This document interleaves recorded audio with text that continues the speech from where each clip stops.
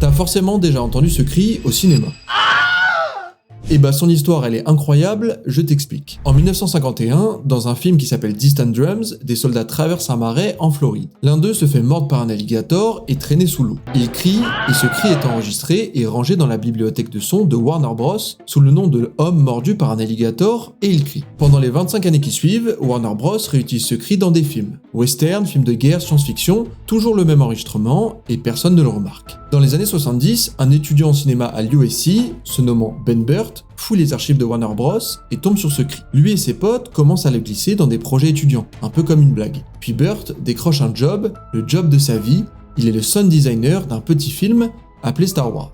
Ben décide de glisser le cri dans la scène où Luke tire sur un Stormtrooper et le fait tomber dans le vide. Le film sort, le cri est dedans, et Burt le remet dans chaque film Star Wars, dans chaque film Indiana Jones qu'il fait également. Ses collègues sound designers le remarquent et commencent à le mettre dans leur propre film. Ça devient, d'après les mots de Ben Burt, un rite de passage pour chaque ingénieur du son. Aujourd'hui, ce cri il est dans plus de 400 films. Star Wars, Le Seigneur des Anneaux, Toy Story, Pirates des Caraïbes, Titanic. Ce cri enregistré en studio par un soldat qui se fait mordre par un alligator en 1951, personne ne l'a jamais réenregistré. C'est toujours le même 75 ans après.